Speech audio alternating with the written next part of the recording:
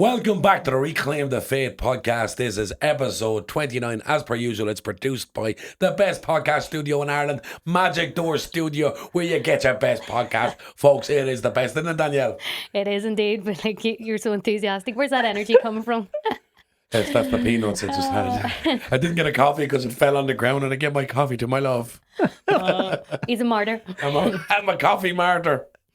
Anyway, today we now have Father Seán Kelly, brother, sorry. We keep doing that. It's we okay. can get into that after as well, because my Uncle John, I think, addressed you as Father too, and I think this is why we're... It's confusing for people. Yeah. I'm often asked, are you a priest or a brother? You know, and I say, yes, I am. Because when you take final vows, you're a brother, and then you decide whether you want to go on for ordination or not.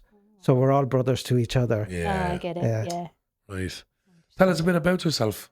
Well, first of all, thank you both for inviting me here.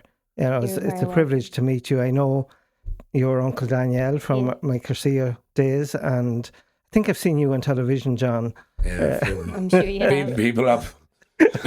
Doing unholy things. Yeah, but you've made up for that now. I hope so. No, I'm originally from County Leitrim. I was born in 1960, and we lived in Drunkieran, countryside in North Leitrim, and we immigrated to South Leitrim in 1963 to Ballinamore, where I grew up and attended school. I'm the youngest of three, and my sister Philomena is the oldest. Then there's my brother Thomas, who drove me up here. He's a magnificent chauffeur. And then myself.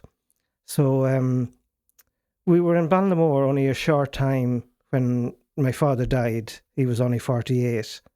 Heart attack, really. So, being an 8-year-old, you can't comprehend death and bereavement.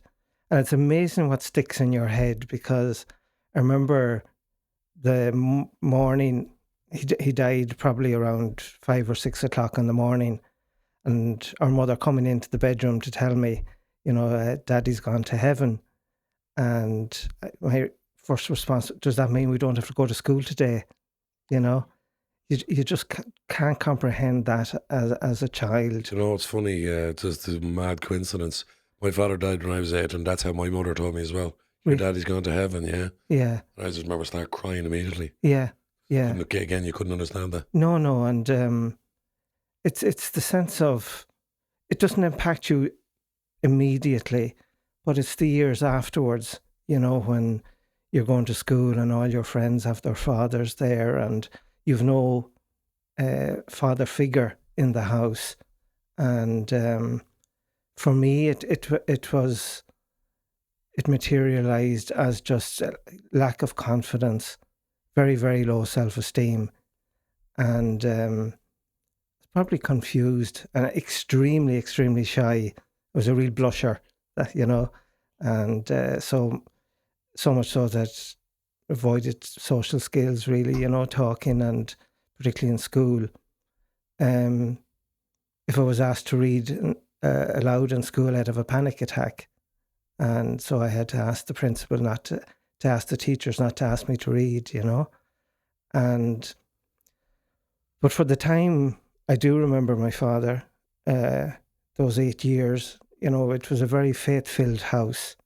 The rosary, of course, was very much part of the evening ritual, and usually around 6 o'clock, and kneeling down, and the famous picture of the Blessed Sacrament, or the Sacred Heart of Jesus, and no matter where you walked in the room, these eyes were watching you. Yeah. And if anybody came in while the rosary was on, they automatically joined in as well. Both of my parents had great faith, very, very strong. And, they didn't have to, we'll say, impose their faith on us, but the witness of their lives, you couldn't help but, pick it up, and it had a big impact on me. Like most lads, I became an altar server, and suppose from my mid-teens, I always had an urge, I would love to be a priest, because when we were practicing as altar servers and we'd have our training, I would play the part of the priest. Mm. And it was a constant battle between two voices, the self-sabotaging voice that you'd never be able for those studies. You'd never be able to stand up and talk and say mass in front of people or preach. You couldn't cope with people dying, all those negative voices. And on the other hand, then you'd have the voice, that you can do it, you should do it. And so it was a constant fight the whole way through. And I had a good job after school, secondary school. I went to work in a factory outside Longford. It was called Burlington Sportswear at that time, where they manufactured denim for the jeans companies. And I was there for 17 years. And then after that, I worked in Masonite Ireland in Carrick and Shannon, where they made interior door skins. Mm-hmm. So I was there for 5 years. My brother Thomas was my boss in the stores. So I said, I think it's time I tried something else, And I didn't tell anyone about that or desire.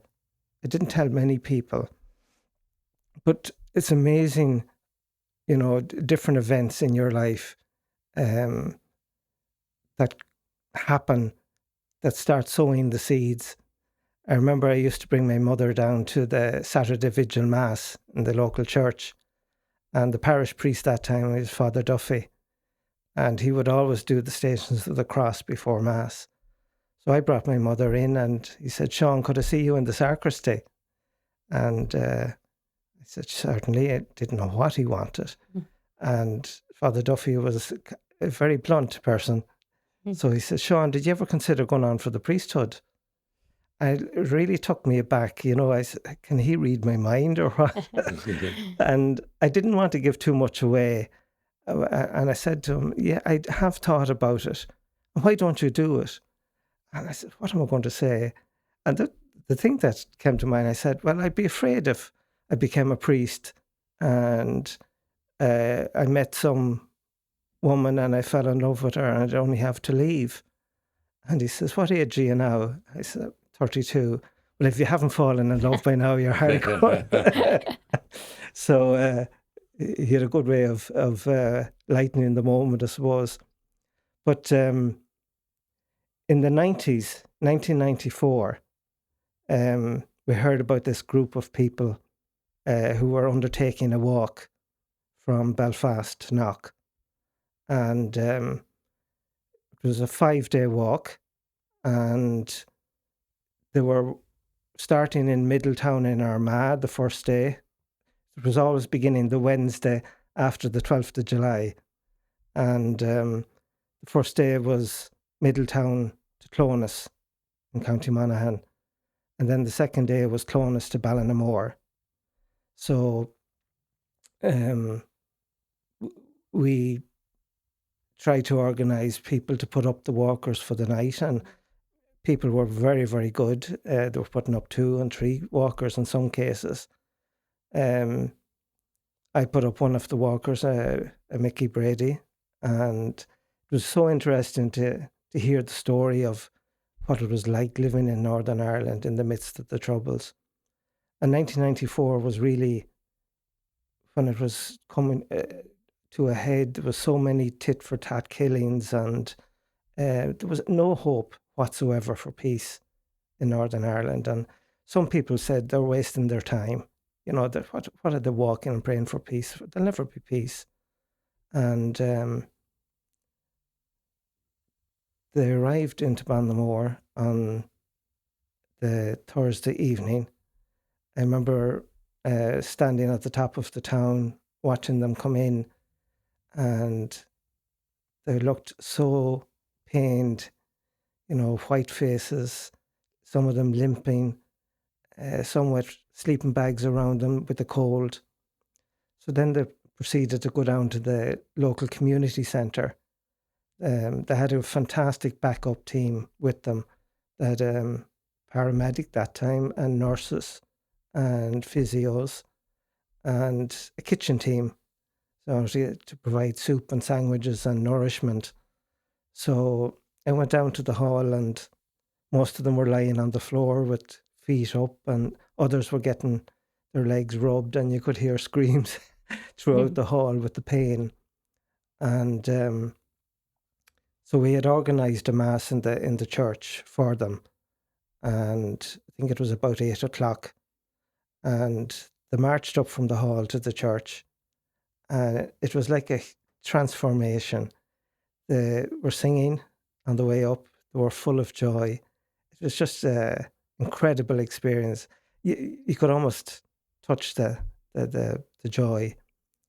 So they came into the church, and I remember, I'll never forget the first hymn they sang, because I had never heard it before. It was "Because He Lives," and it was, "Because He lives, I can face tomorrow. Because He lives, all fear is gone."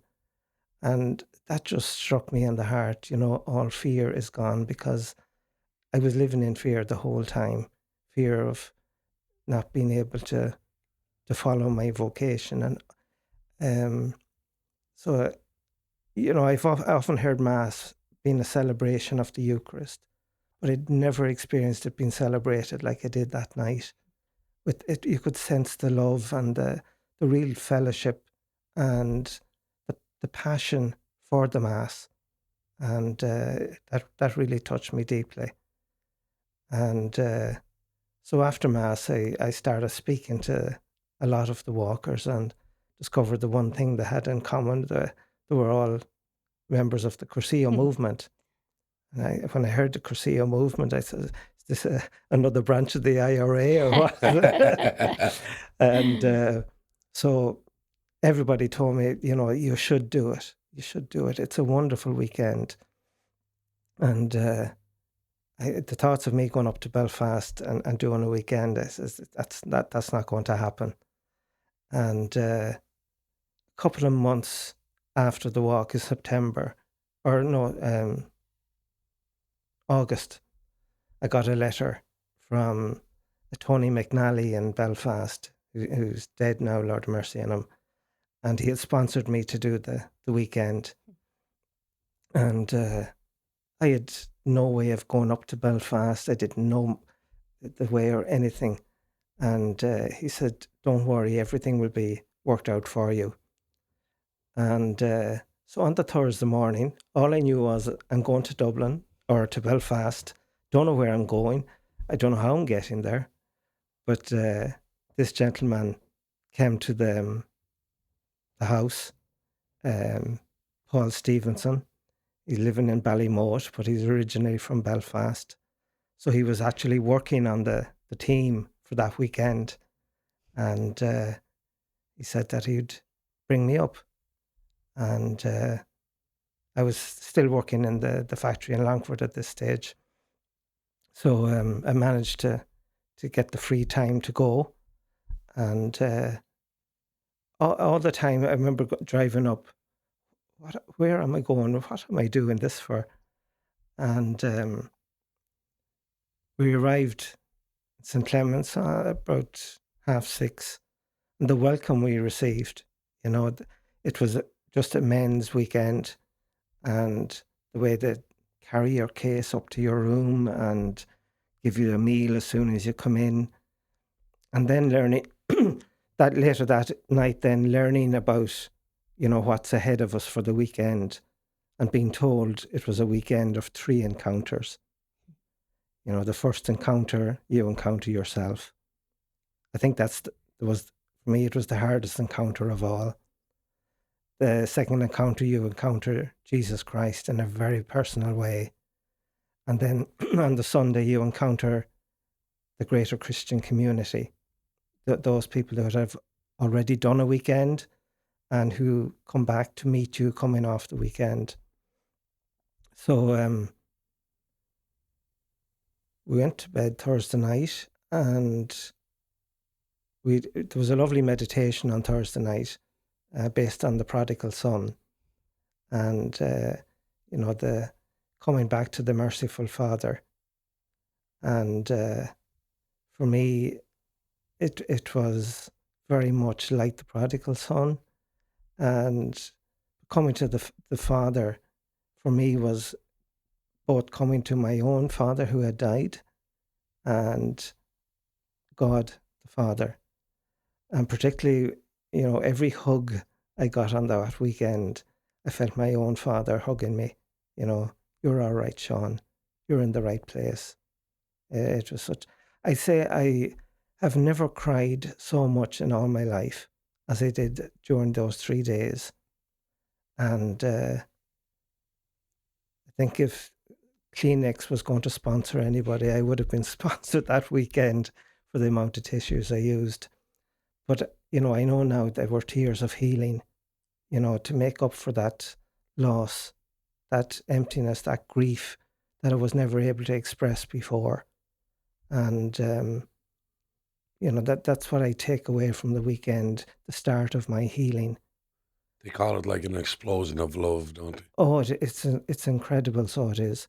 And it's not forced. It just happens naturally, But there's, I suppose there's a lot of planning that goes into it, a lot of prayer. Oh, absolutely. Without the prayer, Yeah, for a long time.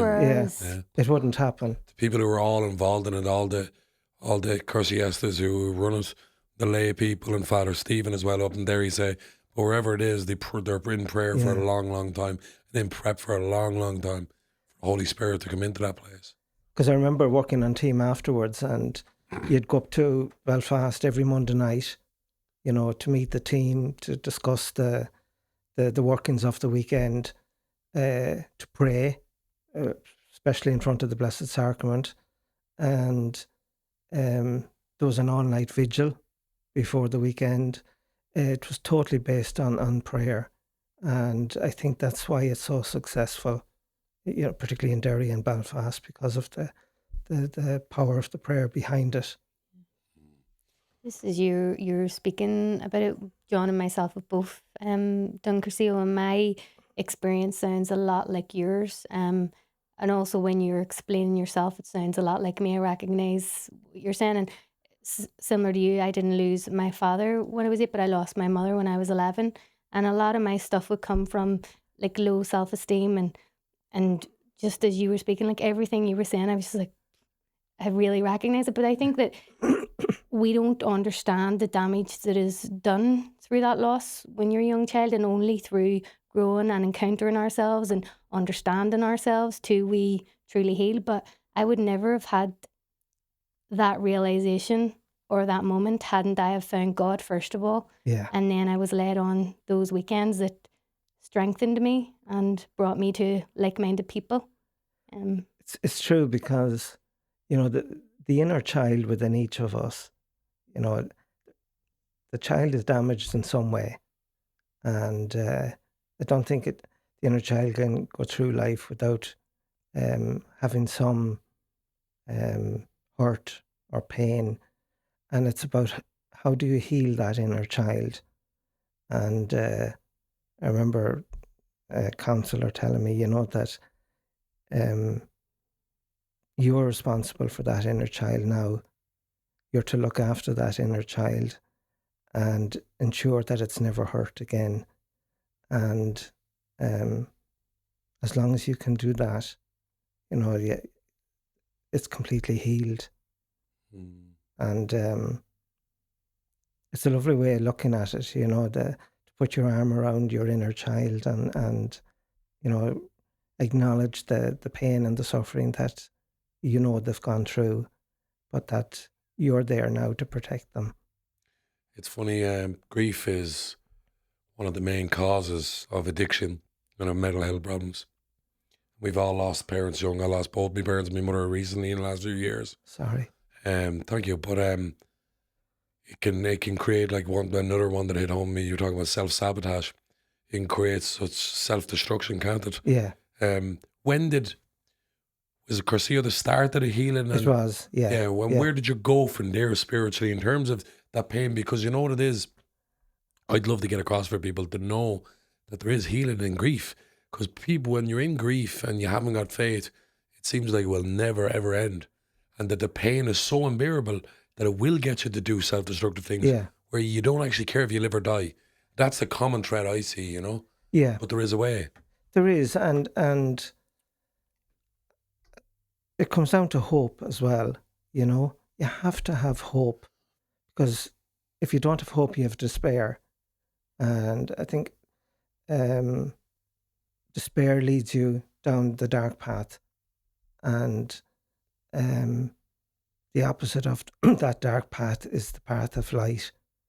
And I know it's very difficult when you're in the midst of that grief and that confusion, to tell yourself that there is a better way. But I think it's about reaching out, you know, to talk, because so much of our mental health issues are as a result of not talking and sharing your story. You know, when I became provincial of the Capuchins, it caused me great anxiety, and that anxiety caused clinical depression.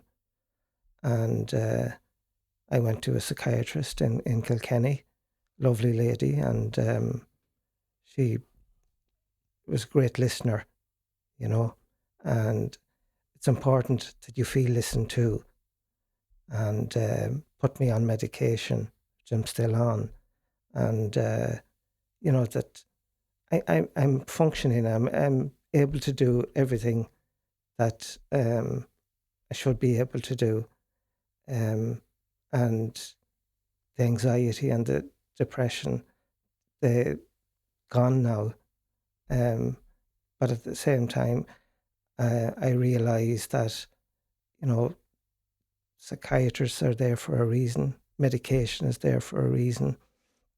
If you have a broken arm, you'll go to a doctor and get it fixed. But I suppose that the silent illnesses of anxiety and depression, they're the hard ones, because you can't see them in other people. Yeah, but you can see when someone has a broken leg or arm. Yeah. And it's about encouraging people to open up, and it's given me a great appreciation of mental health issues. We're in a mental health crisis right now. Definitely in a spiritual crisis too. Yeah. That I think that's what the Irish have been very good at: repressing our feelings. Yeah. You know, and I know, especially as artists, we know the power of expression. You know, this is, you know, where art played a big part in both me and Danielle's journeys in healing too, and whatever. But obviously, ultimately for me, ultimately it was God. But that expression, that art, yeah, especially doing it creatively too, it's amazing. It really is. You can, you know, lift so much weight. Oh, yeah. And also just normalising these sort of conversations too. Yeah. And I was talking to a school counsellor only a few days ago, and I asked her what's the main issues that she deals with in school, and it's self-isolation through social media and drug addiction. And, you know, that because of Facebook and all these social media, they think they have friends, but they're only virtual friends. And they're in their own little rooms, in their own space, on the keyboards, and they're not developing proper social relationships at all. And that becomes so isolating, and that isolation leads to anxiety and depression. And as you said, they look for the escape, and the escape is so much freely available today in every town, in every village, and with drugs. Major problem. Yeah. Talk to us a bit about where you went from the Cursillo and how you got into your religious life. Sure. After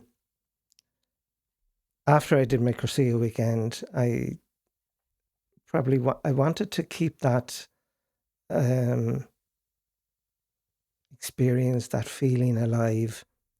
And I thought that the best way to do it would be to work on Cursillo weekends. And so I was picked to work Belfast weekends mostly.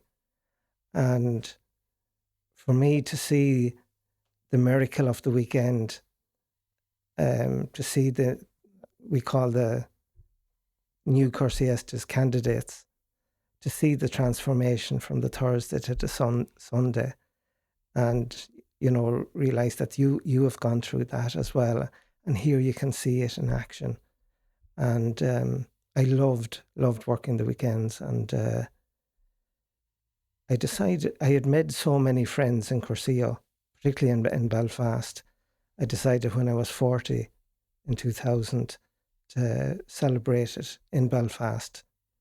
So the Cursiestas there, they arranged a mass in Podlas in West Belfast, and beautiful occasion. And you know yourself from the singing on the weekends what that mass was like. And afterwards they put on a party in St. Teresa's Hall in the Glen Road, and it was packed with Cursiestas, and the joy that they brought to it by dressing up and singing, and it was just a night of pure love and joy. And at the end of the night, one of the ladies came up and presented me with a gift. It was a paid trip to Medjugorje. The conversion machine that's Medjugorje. It was the crank was. Hey, we're just going to start calling this podcast the Medjugorje Medjugorje and Cursillo podcast. Yeah, they're there. They're all part of the jigsaw. Yeah. And the jigsaw takes time, but it will be completed. So I was just blown away with this, and that was the year 2000. The following year, 2001, in May, I went with a group from Belfast to Medjugorje. I had heard about Medjugorje, the 6 visionaries, Our Lady appearing to them every day and still appearing to them, and the wonderful miracles that have been happening in Medjugorje. And so I said, I'm going to ask Our Lady to let me know, please, one way or the other, have I a vocation or not? I don't want to be going through life saying yes and no and maybe, and maybe you're not saying yes and regretting it.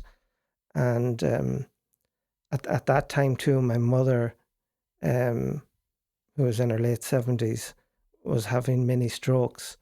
And so it was a mixture of turmoil over the vocation and, the turmoil of your mother getting old and getting ill. But I went to Medjugorje. They always fly out on a Wednesday. And on the Thursday morning, we went to the first English-speaking Mass at 10 o'clock in St. James's Church. It was packed out. And I was probably about halfway up the church.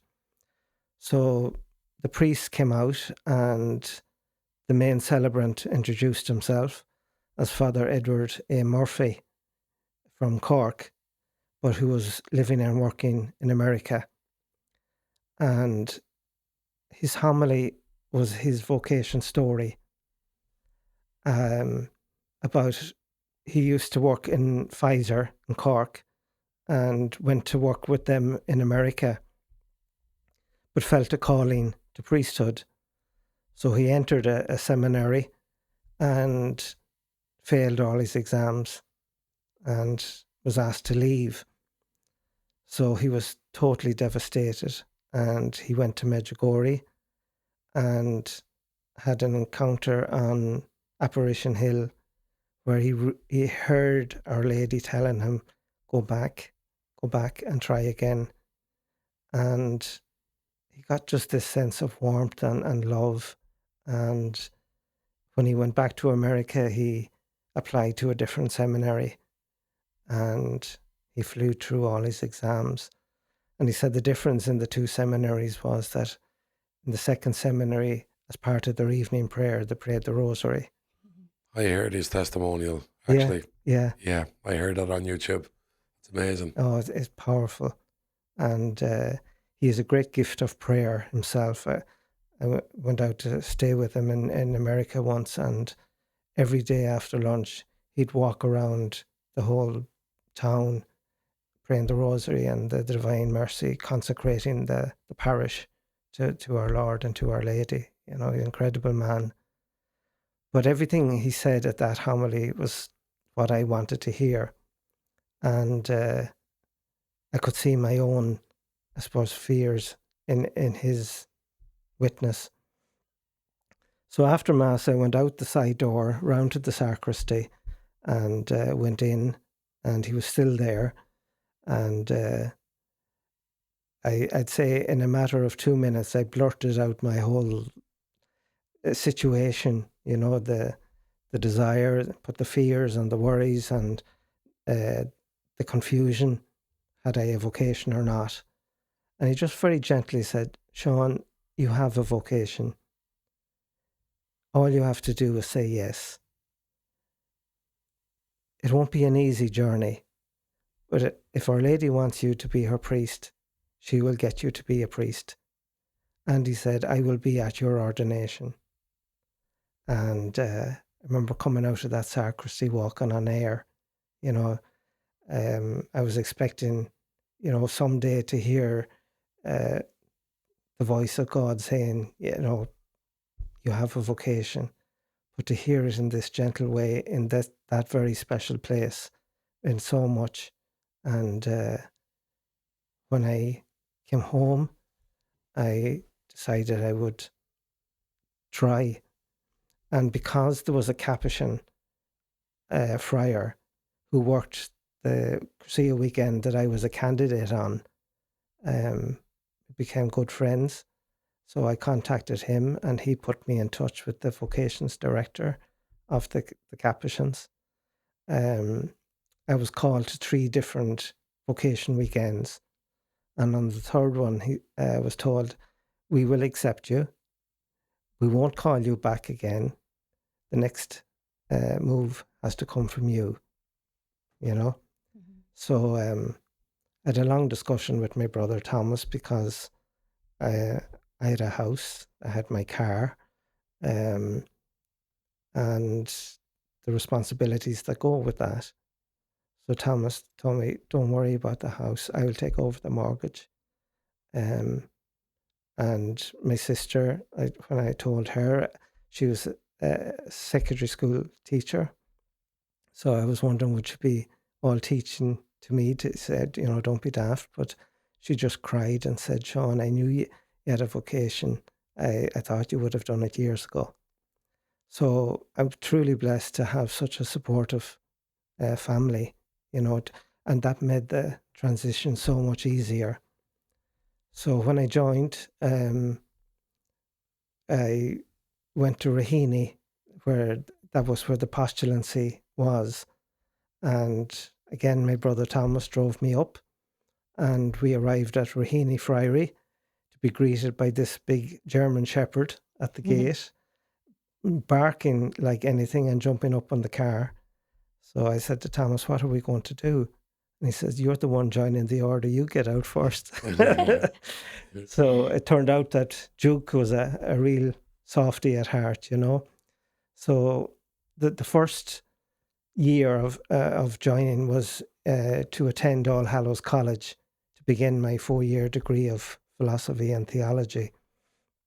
And this was a year after I had been to Medjugorje. So I was brought in for an interview into All Hallows College by a lovely lady, Jean Cleary, who's now dead as well, Lord have mercy on her. And a very informal interview. Afterwards, she said, we'll go on a tour of the college just to show you.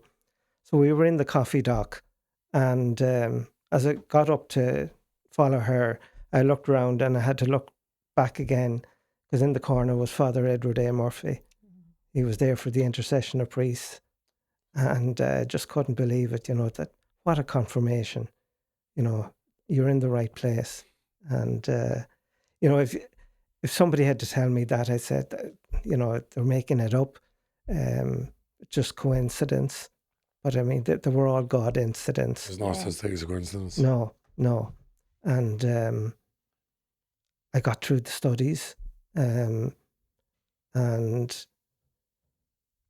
spent 1 year, post-novitiate year in Belfast. We had a friary in Lagmore in West Belfast, and it was wonderful to get back there, to where it all started.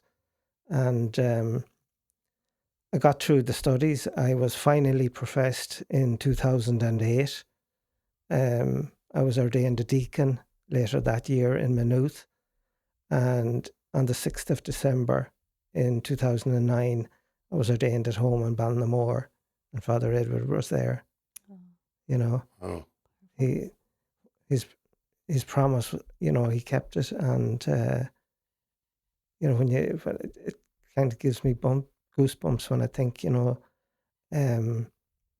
how that journey was already laid out for me, and that you had to go through, I suppose, the passion, the death of a father, the insecurities, the fears, but each of them made me stronger. And I think that those life experiences helped me in my own vocation, particularly dealing with people in their bereavements, but also their joys, the weddings, the baptisms, but particularly at funerals, to journey with them at that sad time. And that's something you struggle with, which is grief. Yeah. It's very clear. It's very clear what happened to you, isn't it? Like this was all meant to happen. Yeah. Like only last week I did 2 funerals at home, and one was a retired guard, Timmy Winters, and to be with his family, his wife and 2 daughters, and to help them prepare the mass, and the appreciation, and then my own cousin, Anne McPadden, she died in England. She was only 57. So she had motor neuron disease. So I had one funeral on Thursday and one on Friday, and very different funerals, but at the same time, it's the same outreach, it's the same pastoral care, and I think that they're the rewards of the vocation, to be with people where they are at that particular moment. And of course, you were sent to my childhood parish as well. I was in Priorswood. I did 3 years there as curate, and people were the salt of the earth, Moatview and Belcamp and Priorswood and Carr Park. And Carr Park was, I enjoyed Carr Park, the settled travellers there, and the faith that they have, and the loyalty. A lot of the Collinses and McDonough's and that. Yes, yeah. That time there would have been Gavins around there as well, and others, and Wards too. McDonough's. But when I grew up in Ballinamore, there was a lot of McDonough's, and was it Wards? But like that time, that they lived on the side of the road under the canvas, and my father used to bring any saucepans or remember the old big black umbrellas with the spikes. If they were damaged, they were gifted in the way they could repair them, and but just to see the hardship that they went through, and give me a greater appreciation of their life. Just about to bring it to kind of here and now and what's going on in our own country. I think there's a spiritual crisis, clearly, Definitely. And there's been a huge vacuum left over from the decline of the church. A lot of it related to the scandals and that. Yeah. And that vacuum has been taken up by numerous different things, whether it's, drug taking, drug dealing, depression, anxiety, gangsterism, everything, you name it. You're going to look for meaning in anything. How do we bring, particularly you're looking at the youth who are lost, how do we bring them to the church? I mentioned in the last podcast about a testimonial from a friend of mine, Casey Walsh. She was a born again Christian, and one of the things they really get right is that personal relationship with Christ, you know, which is really attractive. And obviously you haven't got the fullness of the truth in the sacramental life, but it just seems to be something that there needs to be some sort of focus on evangelizing. It's very true.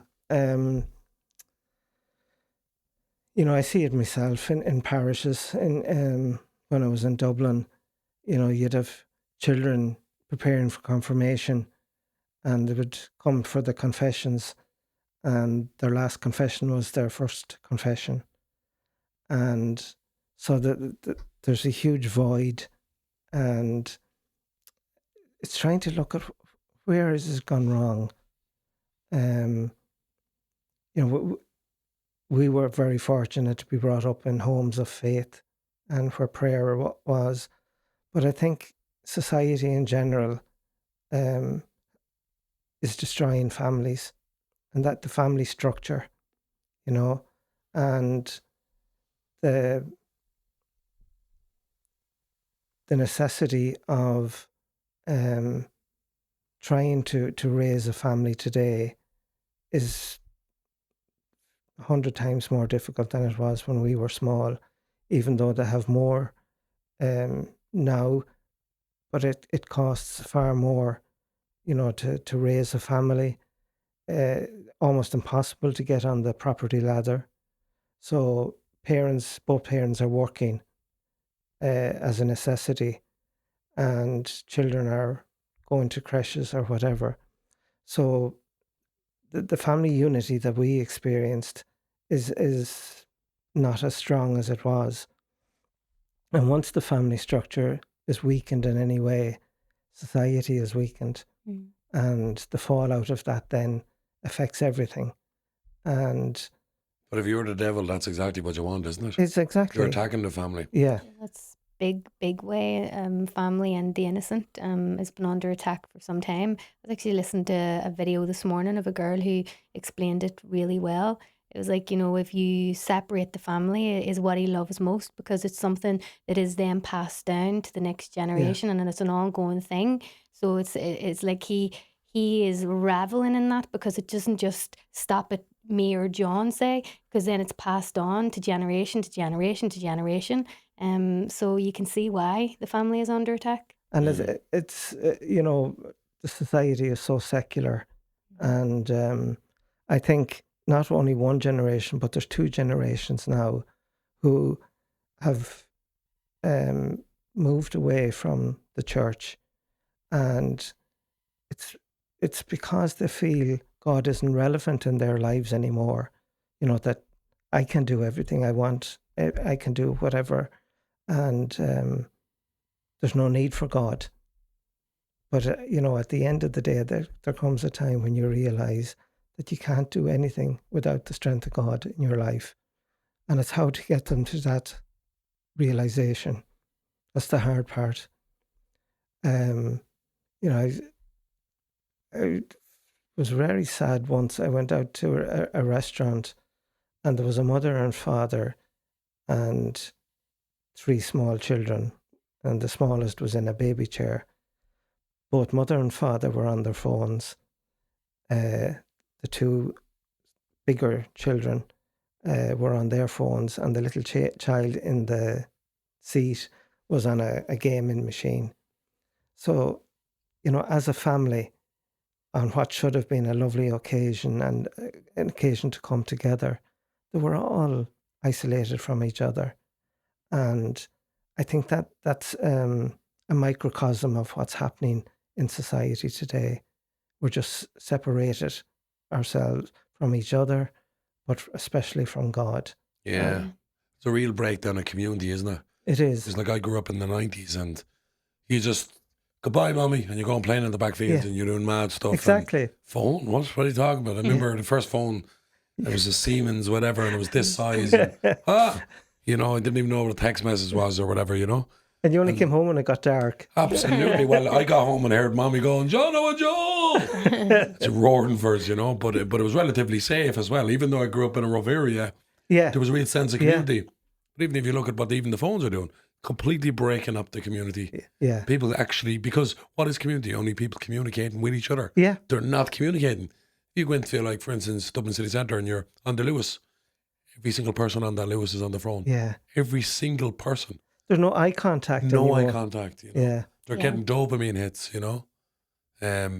It's really one of the worst things probably you can do spiritually. That saying though, you know, how did basically the devil get into all of our homes? And they say it was like through the TV and through the internet and stuff. And it can be used for good, as we're doing now with the podcast. And I know Carlos Acutis was a great evangelizer through the internet and stuff. But it is a way where a lot of stuff was really kind of, I suppose we were exposed to things that we never would have seen or heard of hadn't the TV or the internet come into our homes. And again, it did take us away. I remember my childhood growing up, we sat around the dinner table together. We were all there and talked. And now, you know, there's none of that. You're sitting in your room, and the only time that I still fight for my family is we have to come together at Christmas, and even that is a fight because daddy wants to go on holiday, my brother's here, my brother's there, you know. But it's like the one time I'm asking you, let's come together as a family, because to me, that's what's important to me, and it always has been. Family is the center of my life, as is God. And again, our families are very much under attack. Absolutely. And I remember being again in a parish situation, and a parent coming to me about his son who was preparing for confirmation, and you know they were expected to be at Sunday Mass at least, and this particular Sunday his son didn't want to go, and Father asked him why. He said, well, I was here last week and none of my friends were at Mass. So you know the peer pressure of them not being at Mass. And it made me think, you know, if that child's friends didn't want to go to a football match, and he really did, he'd let nothing stop him going to that match. Mm-hmm. So how can we, I suppose, get the message across that it's about community, that him not being there is depriving the church body of one soul, and that he's as much a part of the church as everybody else, and that he's needed there. And families, even in general, are getting smaller. Yeah, we don't have a birth rate that is actually going to sustain our population. Yeah, and abortion is playing into that big time. I think 67,000 children have been aborted since it came in Ireland. Which was supposed to be safe and rare. It's supposed to be rare and safe, 73 million worldwide. It's the number one cause of death in the world. It's actually a genocide. Yeah. You know, it's really crazy. You know, people, if you look at some of the politicians, you know, people before profit, or foxes before babies, they're called really. Yeah. They're wanted up to full term. Yeah. And they're professed vegans. So they're against a fly being killed, but they're okay for a baby being killed and doing it. I think that's how far the world has gone. You know, everybody's so desensitized now, and you do just have. I think the world's moving so fast that people just don't sit back and actually look at what's happening. They're just going. It's like, you know, it's like we're a herd and we're all just following. It's like this program. We're all just boom, boom, boom, boom, and every now and again someone falls off because they get boom. Hold on, this isn't right. This is not how we're supposed to be living. But that's how I see it, like a program. You know, it's almost like we're hooked up to the internet, to the TV, and everything's brainwashing us, and we can't think for ourselves, and we're afraid to think for ourselves. And I think, as well as being desensitized, you know, we're being told, you know, it's healthcare, it's choice, and everything else, and there's a certain amount of browbeating to such an extent that there's a fear of speaking out against it. Politicians who are Catholic and advocating for abortion. And some of them up to 9 months, the recent ones, like a lot of Sinn Féin voters, would be self-professed Catholics. Yeah. And a lot of them voted for that bill, which would have led to 9 months up to birth. Yeah. These are Catholics, apparently. How they can Christians. correlate or correlate that their Catholic belief with their principles. It's just hard to comprehend. I don't think they are Catholic belief, though. I think it's a political, as we say in the Political and north, cultural. green and orange. It's now they've lost what it is to be a Catholic, and it's become a movement Populist. of radicalism. Like I don't know. Well, it's funny because, a lot of these, for instance, a lot of these people who voted for that bill that would have led up to abortion up to 9 months eventually, they would be big critics of what they call the far right, which is a vague, ambiguous term, really. Anybody's really far right nowadays anyway. And they would call them radicals. What, excuse me?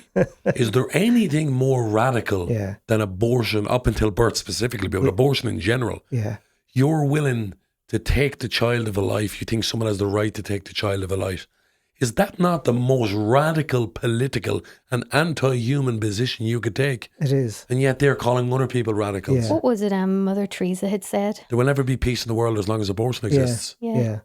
I remember Of seeing course her there won't in be. Knock. How would there be? It's They're the child most sacrifice. innocent, and that's what I mean. The attack is on families, but on the most innocent, and Most vulnerable. and as human beings, we're as artists as well, and you in your calling life. But like one of the big thing is empathy, and for a human soul, for another human being, and to be so lack of that when it comes to the unborn child, the most innocent of all, is something I can never comprehend. Yeah. And never will.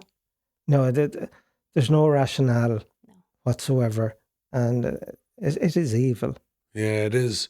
There's no other way to call it. Of course it is. And how we've gotten here where it's normalised in the culture.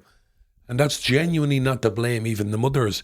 If they're growing up in a culture where it becomes accepted, I get it. Like I understand it on a cultural level. Yeah. That's, so we've become desensitized and it's become normalised. But it's nothing other than demonic. But it is clearly today, it's child sacrifice.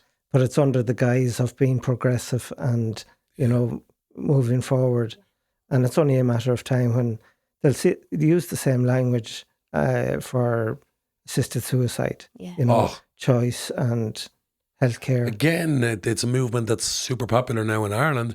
We're probably a couple of years away from that being legalised now in Ireland. Yeah. And surprisingly, Sean, I put out a post about that because I'd have my very strong views on that. My father having died by suicide and coming from a community where suicide is rife. And this assisted suicide bill they're talking about now in Ireland and putting it forward, people for profit, the same people again. It's an anti-human agenda from the radical politicians, the people for profits and Sinn Féin, and a lot of them, most of them. But it's an anti-human thing. I put that out and I was expecting a lot of people to say, yeah, you're right about that. Like that's meant. No. People are so apathetic out there. And you know what? What I seen was a bunch of people who were depressed. Just going, people have a right to. Because clearly they're depressed. Clearly they haven't got a relationship with God. They haven't got that spirituality. So of course, why wouldn't they? If you can abort a child, you can kill yourself. Sure you can. I think as well, though, like you get a lot of people say, why would you want to watch someone you love suffering, or why would you want to do this, why would you want to do that? I think is practicing Catholics and understanding the crosses that we have, and in those crosses and in those hardships we grow deeper in spirituality and we get closer to Christ, but we get an inner strength that is, I can't ever, I don't know other than God where I would ever be without him. Truthfully, he's given me the strength that I have today. But I think that, people are just too quick. They don't want no suffering. They don't want no this, but they don't see that through that there is good that comes. Pick up the cross. The same way, but people just don't want. I remember in Knock one Sunday, Archbishop Eamon Martin was the preacher. And it was the Feast of the Seven Sorrows of Our Lady. And he spoke briefly about what the Seven Sorrows were, And then he said, what would be the seven sorrows of Our Lady today? And of course it was abortion, drugs, all those things. But as far as he was concerned, the biggest sorrow of all is indifference. Being indifferent to all that's happening, particularly abortion, and look at all the murders you know, you can't remember how many murders in a week now, but being indifferent means that we don't care. Mm-hmm. And I think we need to get that sense of compassion and caring Mm-hmm. again to help us move forward. Just on sort of interfaith relations is an interesting one.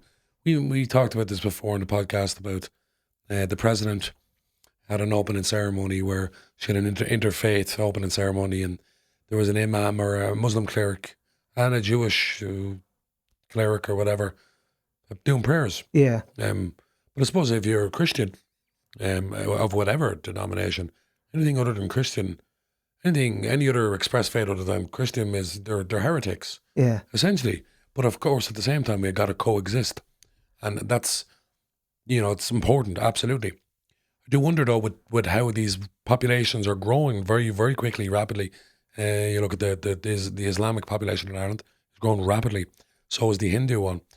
I would say maybe more with the Islamic one, there is, a cause to pause. Yeah, yeah. Because 1 out of 7 Christians in the world are persecuted. And they're persecuted by mainly one religion. That is the religion of Islam. Yeah. There's some persecution with Hindus in India and others, but it's 99%. Especially Nigeria. Especially Nigeria and Africa and Afghanistan and loads of places all around the world, so many countries. In most Muslim majority population countries, there is some degree of Christian persecution. Yeah. And I think there has to be a fine balance about interfaith dialogue and relationships, and not lose our own identity. Mm-hmm. Like St. Francis of Assisi, he was the big advocate of reaching out to the Muslims. He wanted to go to the whatever they called the leader of at the time. Was the Ottoman that time, or was it before then? I can't remember, John. Yeah, but I remember watching he that got documentary sick on it. and wasn't able to go, but some of his other friars went. And I think that's why an awful lot of the interfaith gatherings happen in Assisi, because of the connection with St. Francis. I think it is important as well in the sense that how do we reach a soul? But I don't believe they should come into a place of worship where our Lord is or anything to invite them to pray, because it's essentially praying to a God that isn't divine. Yeah, that happened in Ballyhonus where the priest invited a Muslim cleric in to pray into a local church. So what you're saying there, I think there does have to be, because as Jesus tells us, his church is universal and everyone, he wants everyone's soul. He calls everyone to himself. And how does he call? He calls through others, like you speaking to someone speaking to someone, and it's passed on. That's how, or it's a call in and you've had a moment with him yourself, but this is how it's done. And that's why it's universal. And he says, love thy neighbor. It doesn't mean your next door neighbor. It also means your enemy. You have to be able to do these things. And that's what true Christianity is. But I do believe that our faith can't be diluted down to bring someone else in. No, there has to be a stop with that, and that's where I stop. Yeah. I mean, it's important to understand the other faiths and to learn as much as you can about them. But as you said, you don't dilute your own just to facilitate or go too far down that road. And if you look at our history, if you look at all our martyrs who died for the faith, you look at the people who have to go to Mass rocks and say the Mass, and I pulled this out before, but carry the penal cross, which could have killed you. It was a death sentence, and you just see, just come in and pray in our church. It doesn't happen the other way around, is my point, a Muslim is not going to call you in and go, come in, sure, do the rosary here in the mosque. They're not going to do that. In fact, they buy up your church and turn it into a mosque and will never allow that. And listen, they're strong in their faith. In a way, you got to admire it because they are staunch in their faith and they don't compromise their faith. Now, their faith is wrong. It's heresy, in my opinion. I don't follow it. But they are strong in it. They will stand firm, It's one thing giving them a tea bag for a cup of tea, but you don't give them the whole box. No. You know what I mean? I'm going to use that one. We were just talking as well earlier with, was it Father Mark Wynn? He was saying about the 12 apostles and going out into the world, those, we're not talking about like this happens with millions of people. Something so small, can go out into the world, and that's what I mean by with Christianity. We have to be able to go to others to hopefully get the word across. That's what we're called to do, to spread the word of God. But again, it's all about witness and being an example and people seeing something in you. Like you made that expression earlier.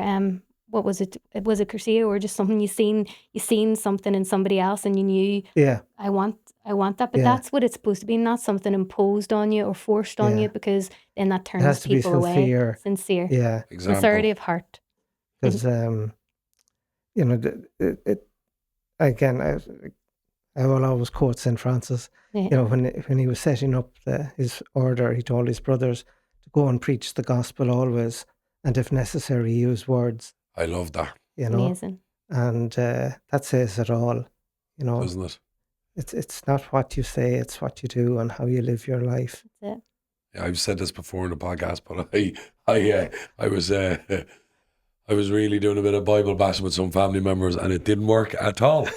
And the thing is, I didn't need to, because I was being transformed. Yes, spiritually, and then mentally and physically. Yeah. So they were seeing that, but I had to go the extra mile then and do all this, I know. which only delayed the process. But I think what happens there is you get so excited by what's You happening. want to share. And you want to share because you want everybody else found to this experience love and this feeling, and you're so can't believe it. But then when you get, because I did that too, and honestly, my daddy was like, "She comes again."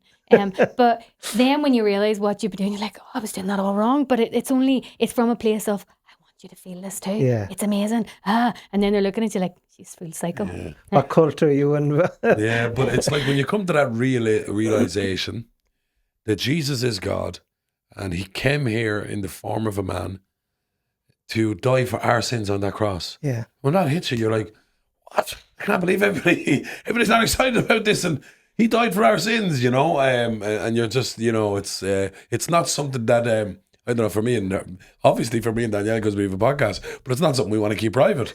I think it's ridiculous. People talk about your religion is private, your faith is private. I'm like, are you mad? Yeah. If you truly believe it shouldn't be private, You can't help but speak. It's like, do you know the story of Sister Claire? Yes, yeah. We're just back from Garb and Dal, basically in a pilgrimage that walks in her footsteps. But if you look at her life and heart completely, she was transformed. And then we were hearing some things over there. There was a Sister Karen spoke about her, and when she spoke, you just seen this glow on her face, and from Home of the Mother. From the Home of the Mother, where Sister Claire, with the smile on her face, it's amazing. But all the Home of the Mother nuns were like that. We were there in Zorita, and it was amazing. They were all glowing. Yeah. And I just said to one of them, for the crack, "Are you happy?" She just laughed. She said, "Yeah." And they're doing 14 hours a day of building houses and churches and roofs. They're amazing. They put us to shame, honestly. The work ethic, their joy, and I can understand her when she went there. She was transformed. I actually joked with John and says, "I love this. I might just stay here. I don't think I'll get married. Go you on home." Joke. But because to get to love God every day as well, to just have that time with him and to not have the world, you have to go to work, you have to do this, you do that. There is something in that is appealing, and especially when you see their joy and their happiness. You're ignoring the call, Danielle. I think so. I'm telling you. You can go through life knowing about God and knowing about Jesus, but it's actually knowing them in a personal relationship. That's when your life changes. Yeah. And there's so many opportunities to have that personal relationship. And going back to what we said, about God not being relevant in our lives today, our lives are just full of noise, and everything is instant gratification, microwave, everything has to happen now. And there's no room for silence. And it's in the silence that God speaks to us. And if we don't create that silence, how will we ever hear him? I think unless we make that time, we're depriving ourselves so much of that beautiful relationship with Jesus. Yeah. It's such an important message. Everything is noise. Everything is, getting stimulated. Truth be told, though, everything is passing in this world. Yeah. You know, it is. And you have to come to the realization that this is fleeting. And my Uncle Manuel would have always said to me, it is over in the blink of an eye. So your salvation is in your own hands. Yeah. You have that choice. Where are you going to go? Yeah. Truthfully. That's true. And I mean, we've all experienced that personal relationship, particularly on the Cursillo weekend. And there's not enough words in the English dictionary to describe that relationship. And it's only after that weekend that you realize what's special in your life, what's important, and how can we help others to have that same experience. And again, it's just being a witness. You know, people would often say, you know, you have a lovely smile. But that smile isn't forced. It's because I'm happy. And I'm happy knowing that God loves me and that I am special because God created me. He created me for a reason. It took me a long time to find out what the reason was. But knowing now what it is and how fortunate I am to be in this position, to love God back by being the best Capuchin priest I can be.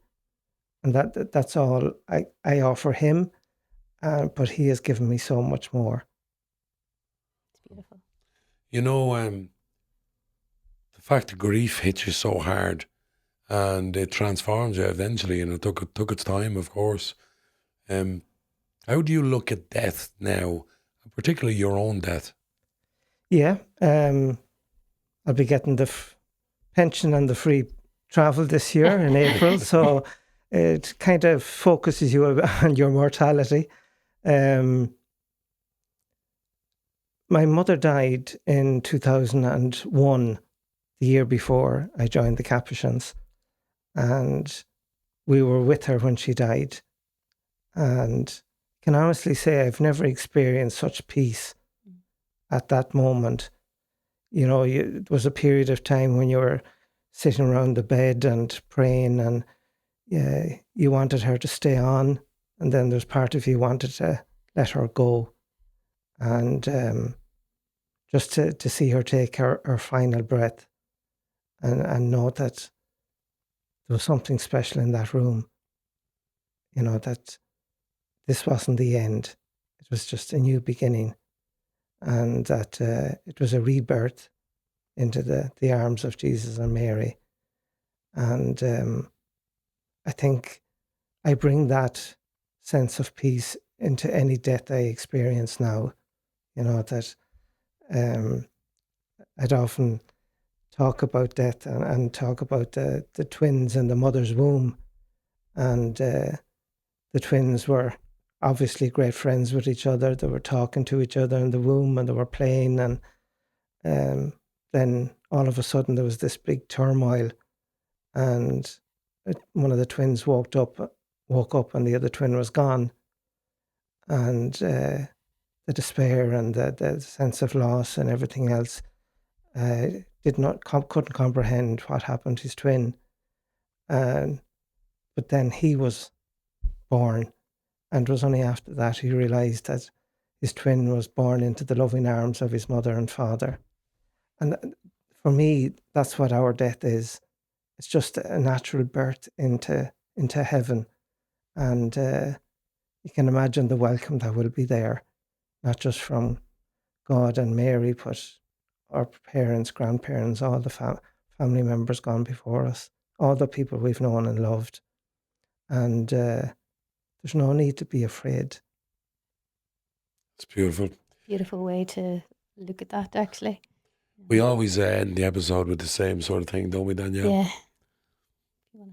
Don't ask me to sing. Take out the banjo. No. We usually just say, you know, if there's anything that's on your heart that you feel the need to say to the world today, so to speak, and or our listeners, the people who are listening to us, any parting words, Yeah. something that's on your heart? Anytime we have a Padre Pio healing mass, the church is packed. Not just because it's Padre Pio, but the word healing. And the world is crying out for healing today. Everybody needs healing of one sort or another. It could be physical, spiritual, mentally, economically. And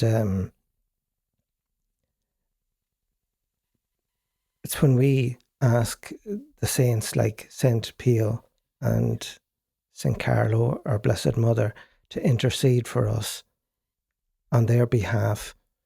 That's when healing takes place.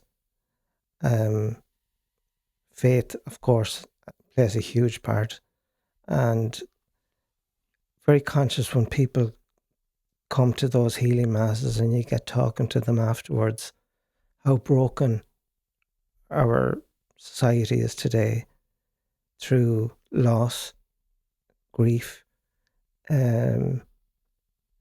sense of hopelessness. So I suppose by way of bringing this to a conclusion, I'd like to bless all those people watching in. And we have here the mitten of Padre Pio and first class relic of Saint Carlo Acutis. And there's a very strong Capuchin connection because he was a Capuchin, and Carlo's remains are in a Capuchin friary in Assisi because he had a great love of St. Francis.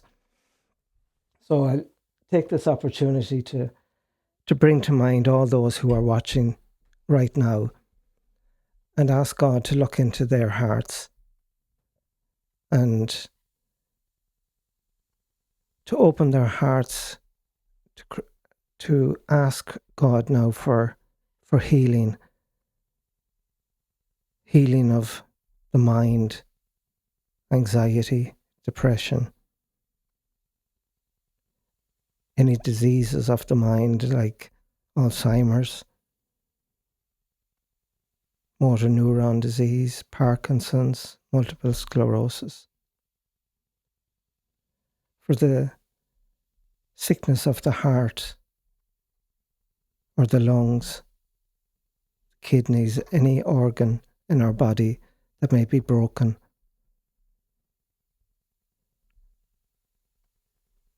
For sickness of the limbs, through lack of mobility, through the consequences of diabetes. From the top of your head to the soles of your feet, I ask God now to bless each and every one of you through the intercession of St. Carlo and St. Pio. And I ask Mary, our Mother, to wrap her mantle around each and every one of you. May you feel the beauty of her motherly presence, just holding you by the hand and bringing you to her Son, Jesus. May you feel the awareness that you are loved, that you are special, that you have a purpose in life. We pray for children and for all who have been abused, particularly in the church. The brokenness of your lives is a devastation that should never have happened. I pray for healing for your heart and for your soul.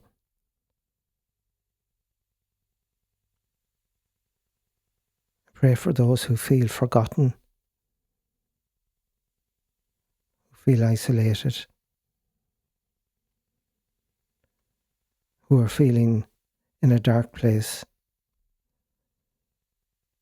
I ask God to shine his light on you, to help you realize that there is hope, there is joy, and just to follow the light of Christ in your lives. I ask God to bless you, John and Diane, and all your team here for the wonderful work that you are doing, for the evangelization, for the witness of God's work in your lives. May you feel God's love and gratitude for doing His work here on earth. And pray for our families.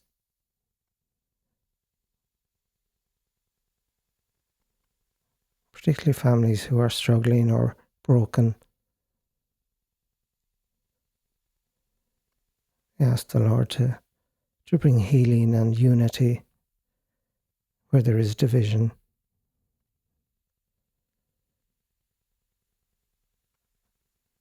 And bless all our Cursillo brothers and sisters in Ireland and throughout the world, and to reward Eduardo Bonin, the man who started it all.